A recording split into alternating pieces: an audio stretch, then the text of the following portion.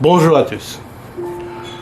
Aujourd'hui, grâce à la technologie, la distance entre les peuples, les publics sportifs, les fanatiques s'est réellement réduite.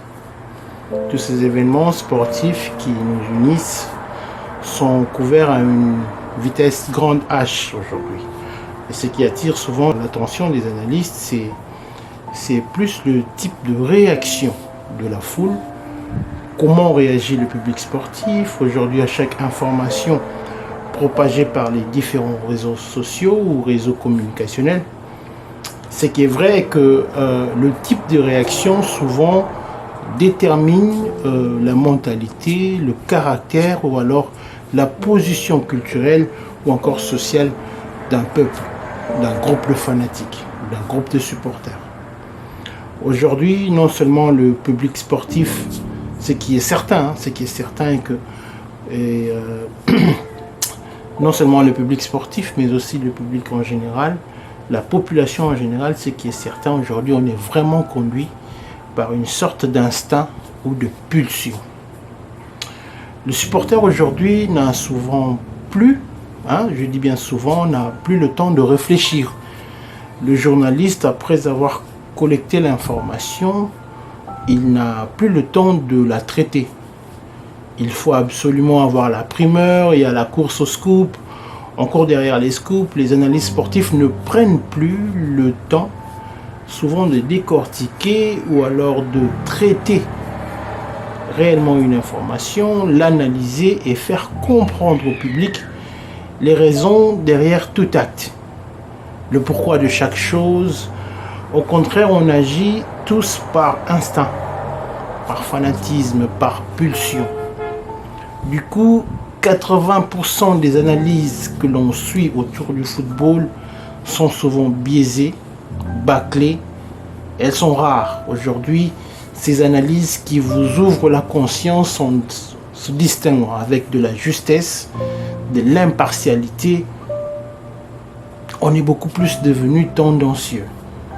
Dans un exemple, le cas de Chancel Mbemba, je ne vois pas d'utilité d'un article pareil, surtout pour une grande chaîne comme RMC, consacrer tout un article, tout un édito pour ce cas qui a déjà été résolu par la FIFA. On voit que derrière tout article aujourd'hui, il y a des tendances, il y a des intérêts qu'on doit absolument que chacun est à la poursuite de ses propres intérêts. Mais bon, vous allez vous poser la question: pourquoi, mais où veut-il en venir avec toute cette théorie, avec toute cette histoire? Eh bien, les conséquences de la désinformation ou de la déconscientisation d'un peuple profitent souvent, je dis bien souvent, à ceux qui, par la ruse, n'ont plus besoin d'assujettir les publics sportifs ou les peuples par la contrainte, mais plutôt par la manipulation.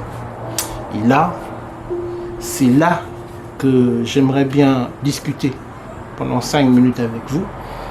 Aujourd'hui, il est difficile d'imposer sa pensée dans un monde où tout le monde connaît ses libertés. Tout le monde veut jouir de sa liberté. Ça deviendrait de la dictature. Ce n'est plus possible cela. Et voilà que nos dirigeants sportifs ont réussi à trouver la formule magique. Et cette formule magique, pour eux, c'est la manipulation. Cette technique qui consiste à se servir des émotions du public, des pulsions des fanatiques, afin de les pousser à une division et ainsi créer des extrêmes qui n'arriveront jamais à un consensus et ainsi laisser la voie libre à ceux qui dirigent sans avoir les compétences requises. Voici quelques exemples des campagnes médiatiques. Il n'est pas congolais, il a joué pour la France. Il ne peut plus représenter, il ne peut pas être entraîneur de la République démocratique du Congo parce qu'il a préféré dans les temps jouer pour la France. Les joueurs qui viennent de l'Europe ne mouillent pas assez le maillot. L'entraîneur n'a pas un diplôme ou un certificat requis. La RDC n'a pas gagné parce qu'il n'y avait pas de joueurs locaux dans son sein. C'est la faute à l'entraîneur parce qu'il ne vit pas en RDC. Il ne remplit pas les critères. Tout ça, ce sont des exemples qui sont fomentés expressément pour créer, pour alimenter les sensibilités de chacun, des fanatiques, de toucher les émotions parce que c'est là où l'homme est fragile. Quand l'homme laisse passer l'émotion devant la raison, là ça devient un danger. Ben, pour comprendre que notre football est dirigé par des manipulateurs, il y a deux questions qu'il faut se poser. Est-ce que les décisions prises par les membres de la fédération sont tournées vers des intérêts du public sportif congolais ou alors vers leurs propres intérêts? Et la deuxième question qu'il faudra se poser, après tous ces scandales autour de la gestion du football congolais, dont les répercussions ont été réellement négatives, et en plus elles ont été visibles sur le terrain, pourquoi les coupables n'ont jamais, je dis bien jamais, été punis ou destitués de leurs fonctions? Il y a anguille sous roche. Il y a quelque chose qui n'est pas normal. Les textes de la FECOFA sont un exemple flagrant. Longtemps verrouillés, voire même jusqu'aujourd'hui, ils sont encore absurdes. Ces textes qui, en principe, ouvrent les voies à des élections, mais des élections que je dirais qui sont farfelues. Le but, c'est quoi? Le but, c'est de vous donner l'impression que vous gardez la main sur ce qui est vôtre. C'est-à-dire que le public sportif congolais croit donc être en possession de ses moyens, en ayant la liberté de choisir, en ayant la liberté de proposer des candidats, et pourtant il est en train d'être manipulé. Parce que les textes qui y sont, ou encore les tout autour de cette fédération, ils se connaissent et ils savent comment ils feront pour empêcher que votre choix, le choix de votre cœur, puisse être celui réellement qui sera connu de tous. Un autre exemple parfait de la manipulation. Donner l'impression au public sportif qu'il y a la volonté de bien faire. Et surtout quand le public est fâché, ils insistent sur l'excellence dans les chefs du prochain sélectionneur. Il faut absolument faire ressortir un entraîneur qui fera plaisir au public. On multiplie les appels d'offres, on publie les critères, mais pour finir, ce ne sera pas le plus compétent qui sera choisi, mais plutôt le plus offrant.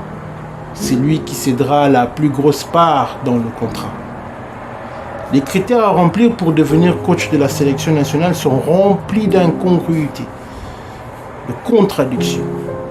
Ils se confondent les uns les autres. Je vous donne un exemple. 4e critère, témoigner d'un savoir-faire et des compétences de haut niveau, faire preuve d'une expérience d'au moins 5 ans justifiée par des bons résultats en équipe nationale. 5e critère, avoir une parfaite connaissance du football africain et congolais en particulier. 6e critère, disposer d'un bon carnet d'adresses sur le plan international. Waouh! Où est-ce qu'on peut trouver une perle rare pareil? Ce sera quand même difficile. En toute sincérité, est-ce que les penseurs ont pensé? Sont-ils conscients que ces textes se contredisent? Pourquoi je dis cela? Parce qu'on ne trouvera jamais un entraîneur qui pourra remplir ces conditions. On ne demande pas à trouver ceux qui les remplissent à 100%, mais quand même, il y a des critères qui ont été établis réellement pour fermer la porte à certains candidats. Et ça, personne ne s'en rend compte. Un autre exemple parfait de la manipulation, de cette manipulation, ce sont les différents conflits entre le ministère et les membres de la FECOFA. Le but, c'est quoi? Le but, c'est de créer des clivages au sein d'un groupe pour former des extrêmes. Le scénario, il est parfait parce que l'opinion sportive n'arrivera jamais à trouver les coupables. On n'arrivera jamais. Il y aura d'un côté les membres de la FECOFA qui accuseront les membres du ministère, et puis vous verrez le ministère qui va accuser les membres de la FECOFA. Il y aura une partie de ping-pong qui va durer des années, et les coupables ne seront jamais connus. Puisque les deux camps s'accusent mutuellement, constamment. L'objectif, c'est d'entretenir le flou. au sein de l'opinion sportive qui finalement restera divisée et perdra de vue la gestion catastrophique du football au pays. Les exemples sont légion. La mise à l'écart, par exemple, un autre exemple. La mise à l'écart, la diabolisation de tous ceux qui auront un discours différent de leur.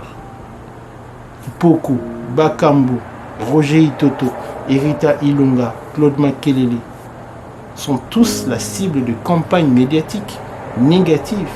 Il faut absolument mettre hors d'état de nuire toute personne qui représente une menace pour eux. Ces stratégies médiatiques qui ne s'adressent plus à la raison, mais aux représentations inconscientes, elles sont bien préparées et ficelées afin que les émotions prennent le dessus et que les gens oublient même le but initial. Ce sont des voleurs, voilà les exemples. Ils ne viennent jouer que pour de l'argent.